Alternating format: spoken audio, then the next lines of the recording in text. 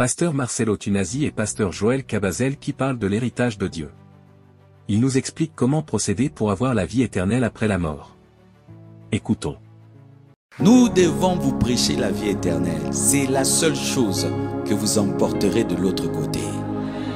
As-tu la vie éternelle? Es-tu sûr que si tu meurs, tu vivras? Es-tu sûr que si tu meurs, tu continueras à vivre? Es-tu sûr que de l'autre côté, Dieu t'attend?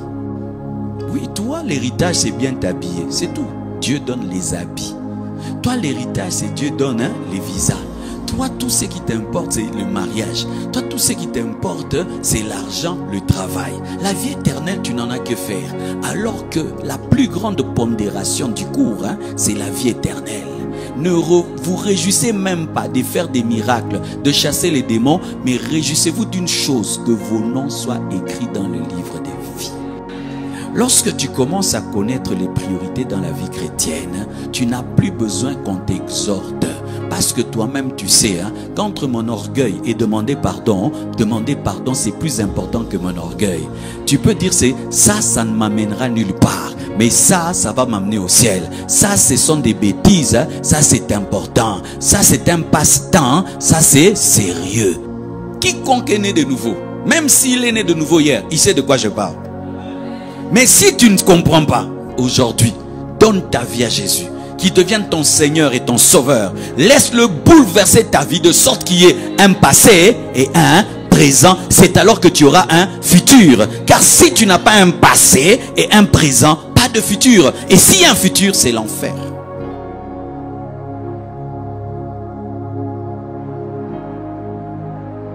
Bonjour, soyez abondamment bénis, c'est le pasteur Joël Cabazel. J'ai un honneur et un grand plaisir de recevoir pour vous le pasteur Marcelo Tunasi.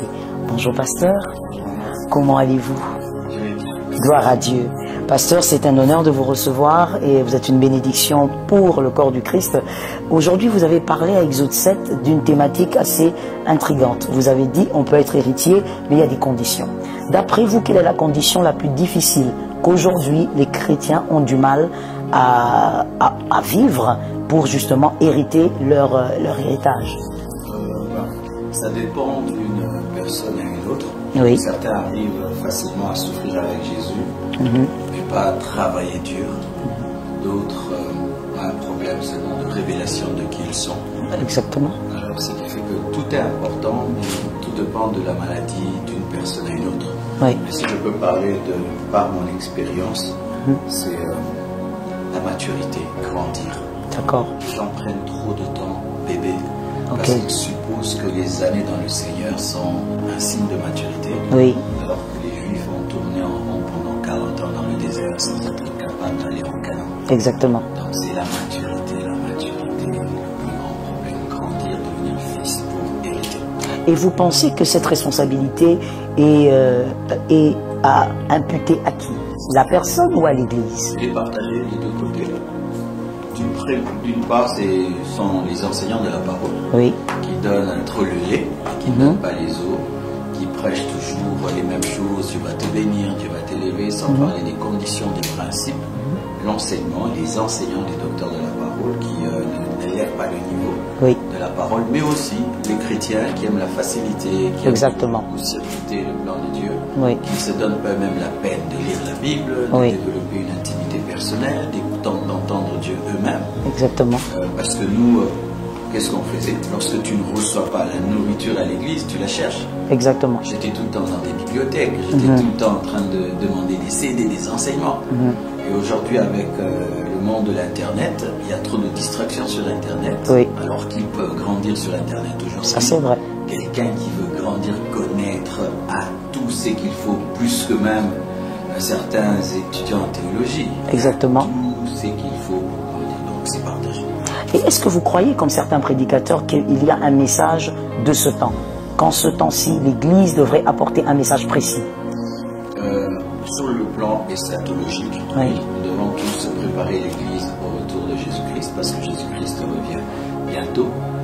Mais de manière générale, nous ne devons pas seulement prêcher que le retour de Jésus-Christ, parce qu'il y a d'autres problèmes dans l'Église en attendant que Jésus-Christ le retour de Jésus, exactement. Il y a des problèmes dans mariage, il y a des problèmes d'études, il y a des problèmes d'hérésie, il y a des problèmes de délivrance, de guérison, il y a des problèmes d'évangélisation. Exactement.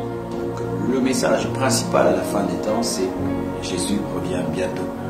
Mais il y a aussi des messages secondaires qui accompagnent ce message principal, la sanctification, l'évangélisation, la prière, le travail, parce qu'il faut travailler aussi pour évangéliser, justement, afin que Jésus revienne. Exactement. Donc, comme vous le disiez, toujours l'équilibre. Et quel est votre message, votre dernier message au peuple de Dieu au sujet justement de cet exode que le peuple devrait vivre en tant qu'enfant de Dieu? Tout d'abord, j'aimerais dire à ceux qui prétendent être chrétiens sans l'être de le vérifier. Parce que si tu n'es pas héritier, tu penses que tu es héritier, tu ne recevras rien.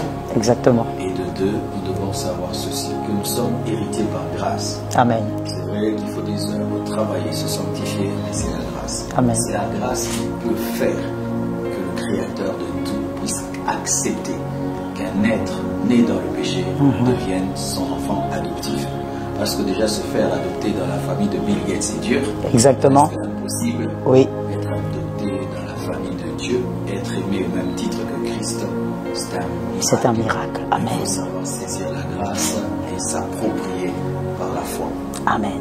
Merci beaucoup, pasteur. C'était un plaisir.